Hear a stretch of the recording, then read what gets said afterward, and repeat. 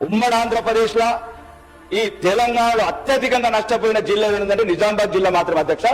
ఏదైతే ఈ కాలువల పునరుద్ధరణ, లైన్స్ ఆధునీకరణ సుమారు ఒక 2000 కోట్ల అధ్యక్ష, నిజామాబాద్ జిల్లాకు ఒక 2000 కోట్లు ప్రత్యేకంగా మంత్రుల కమిటీ సీనియర్ మంత్రులు బట్టి విక్రమార్క గారు అండ్ తుమ్మల నాగేశ్వరరావు గారు, ఉత్తమ్ కుమార్ రెడ్డి గారు ఉద్దండులు మా ఉత్తర తెలంగాణ జిల్లా ఉట్టిపోతున్నారు అధ్యక్ష. మాకు ఆరుమూరు నియోజకవర్గం మదనపల్లి నుంచి వర్తే పత్తేపూర్ దాకా కాలువను ఆధునీకరించి ఒక 1500 కోట్లు, మీరు ఏమనుకుంటారో ఎట్లా అనుకుంటారో ఆ లక్షల కోట్లలో ఈ 1500 కోట్లను కూడా కేటాయించి తెలంగాణలో ఎక్కువ నష్టపోయిన జిల్లా కూడా ఉందంటే ఒక నిజామాబాద్ జిల్లా మాత్రమే.